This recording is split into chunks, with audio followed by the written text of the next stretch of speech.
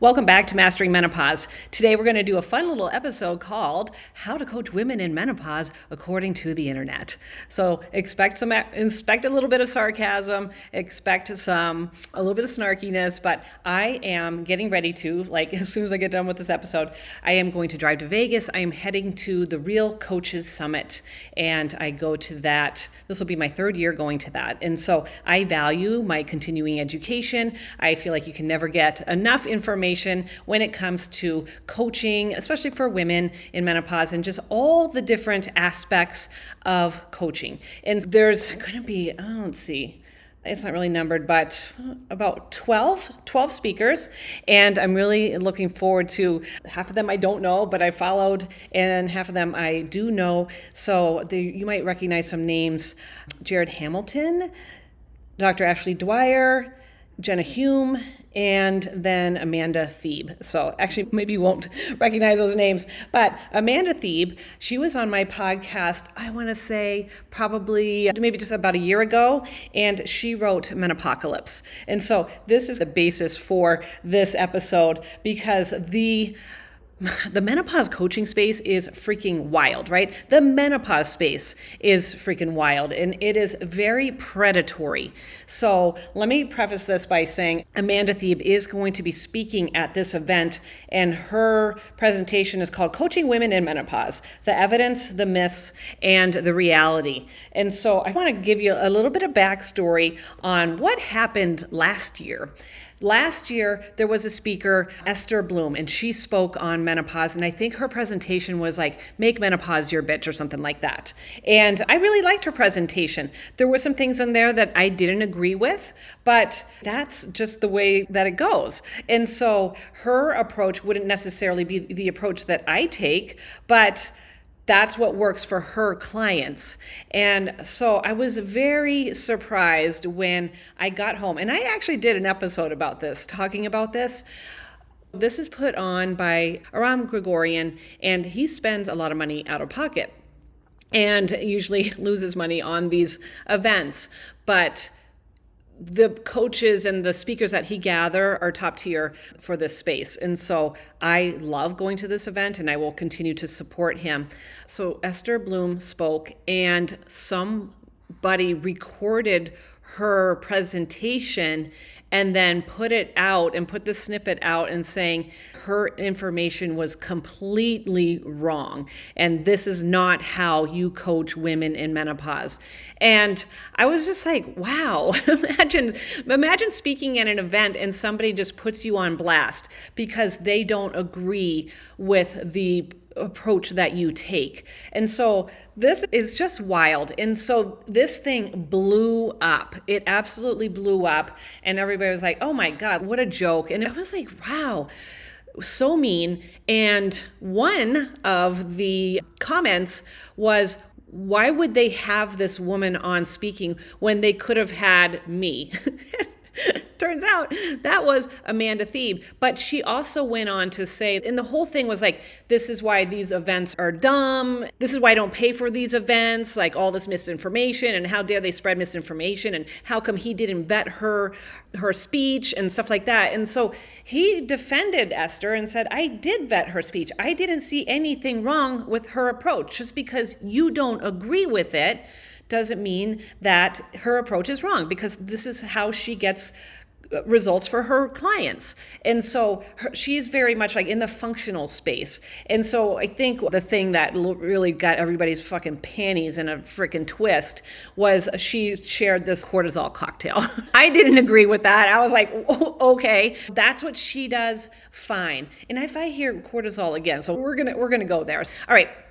So there was this whole freaking dust up, and here's Aram, like he has to defend his event because there was high caliber speakers there, and now this whole event is being torn down because of this whole menopause thing that's going down. And so I was super disappointed with that. I reached out to Aram and I was like, are you okay? I reached out to Esther. I said, are you okay? And she was just like, she's just rolling with it. And it just goes to show, like, the space is, there's room for everybody, and there's room for different approaches. Now, I'm sure Esther gets great results for her clients. And I'm sure everybody that was speaking does things a different way. That's just the way that it is.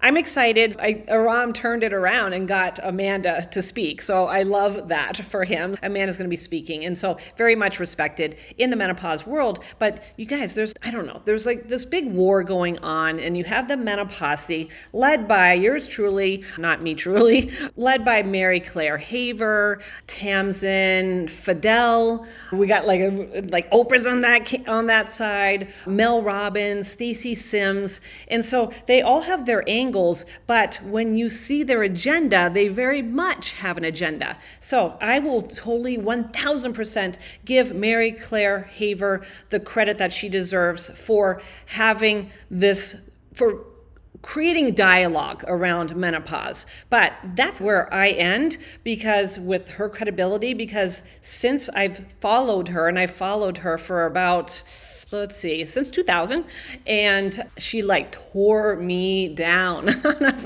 on a post on TikTok. Like I think in 2001, or not 2001, 2021. Did I just say 2000? I've been following her since 2020, so when COVID happened.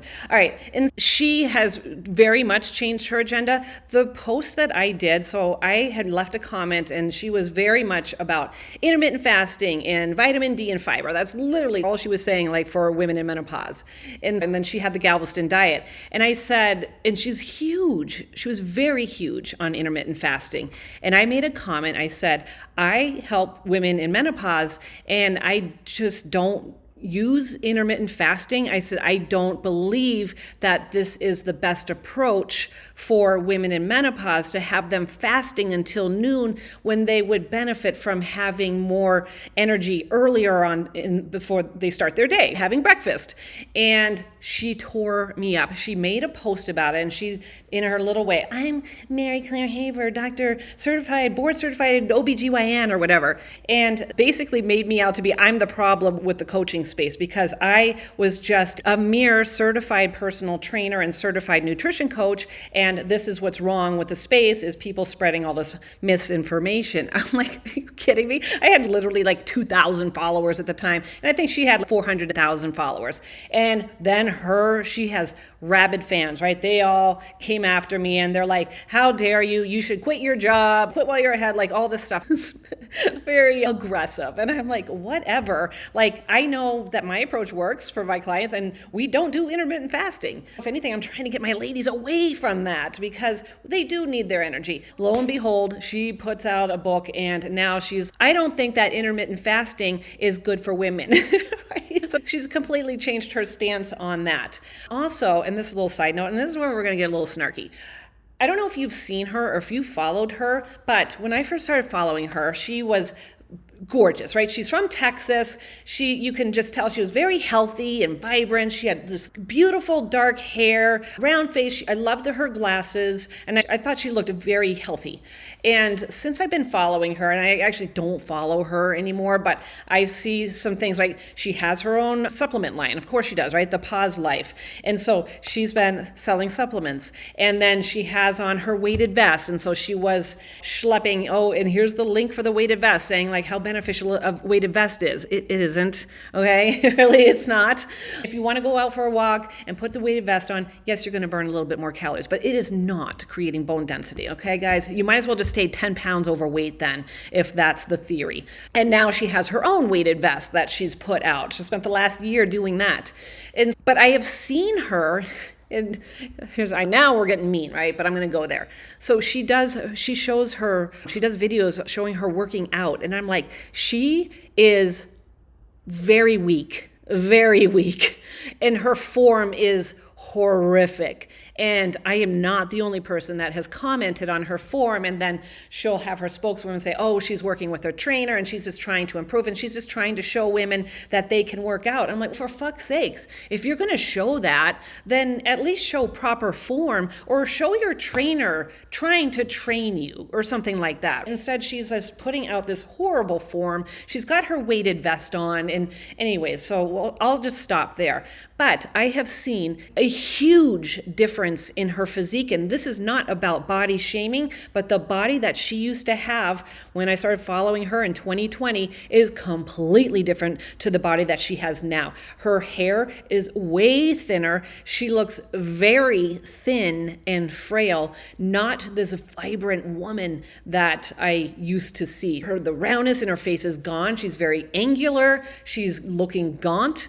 You can see her bone, like her arms are just so skinny. So who's doing a GLP-1? Let me guess. I think the standards for women are just so high. She was on Oprah. She was on Mel Robbins. I can only imagine the pressure for her to look a certain way. And that's all that I'm going to say on that. But if you followed her and you look at pictures from her from 2020 and you look at her now, you're going to see a drastic difference. And that is not from weight training. It really is not. So anyways, I don't have I appreciate that she started the dialogue and have started getting women talking about menopause, which is fantastic, but she has definitely steered the narrative towards her wallet, right, to her bottom line. All right, how to coach women in menopause, right? There are so many approaches that you can take, but menopause itself is not the reason that you can't lose weight or that you gained weight. Now, hear me out. You're like, the changes that happen in your body, you have to adapt to them, but we don't adapt to them. And I know this is such a confusing time. And so I can't even imagine now if you were like, you know what, I think I'm going through menopause, and you started to do a search on the internet, like I can't even imagine the different rabbit holes that it's going to take you down to. And now, are we estrogen dominant? Maybe it's cortisol, right? So that's the new thing. It's cortisol is the reason why you can't lose weight. Cortisol face, cortisol belly. You guys, it's not that. It's not your hormones. Yes, when your hormones are out of balance, then things are going to be harder. Sleep's the big one. Sleep is hard to come by. We're anxious. We have the night sweats and hot flashes, and that makes sleep very difficult as well. But so these are things that can be managed through lifestyle and through hormone replacement therapy. Now, I understand not everybody can take hormone replacement therapy, but if you find yourself having these symptoms, then that is a viable option. You do not have to get tested. You do not have to get a blood test to say that you are in menopause, right? Or we should say perimenopause, because that is going to be that's diagnosed through symptoms, right? So it first starts with your periods just start to change. And then maybe we're having hot flashes. And so the decline in progesterone and then the drop in estrogen. And then we also have to look at testosterone. Now, in this phase, what I see a lot are thyroid issues. And so that is going to be an impact on weight because that is a regulator of the metabolism.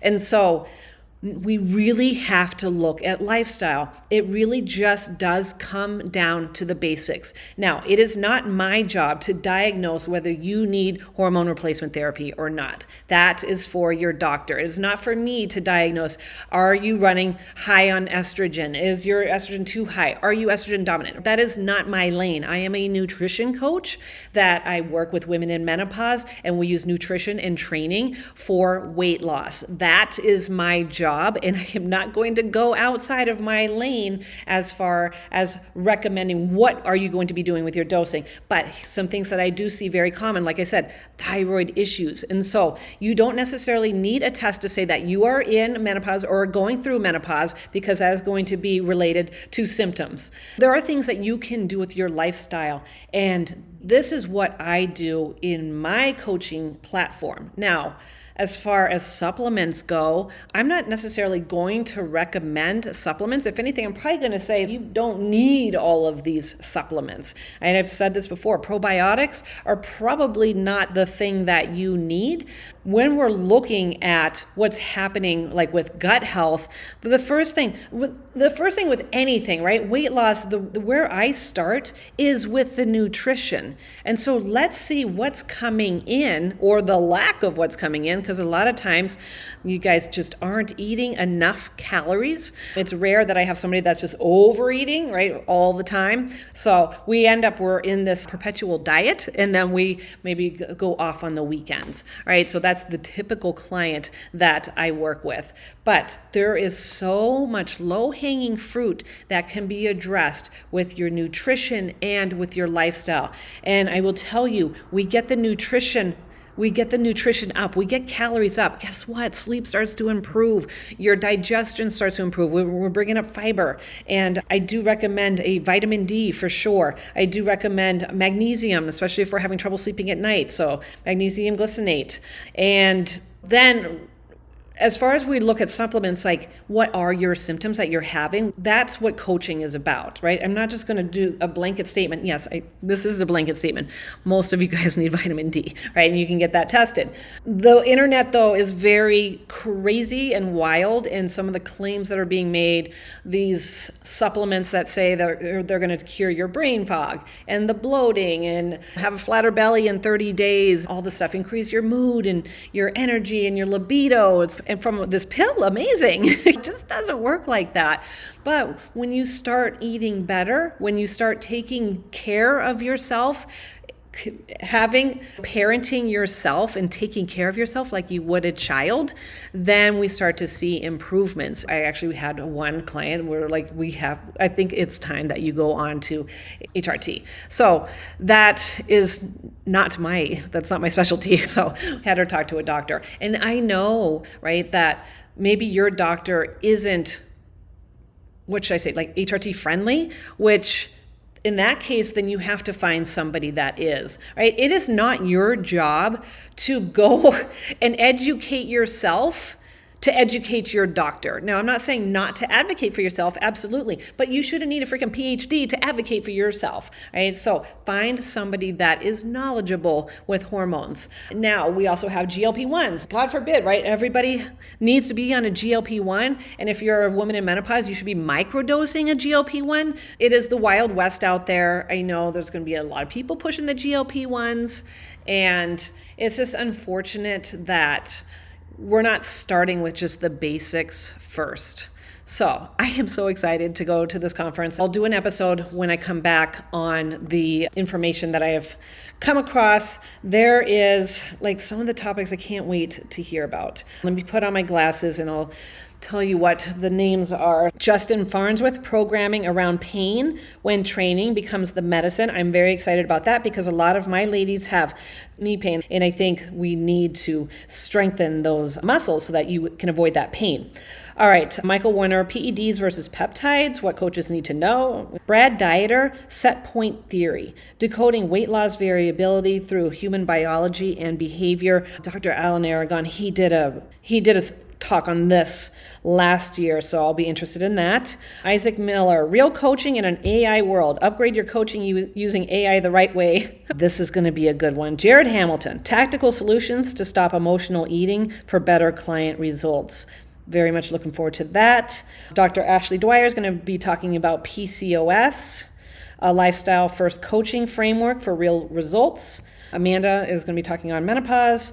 Connie Nightingale, From Data to Direction, Using Lab Work to Guide, Not Diagnose. I do like that.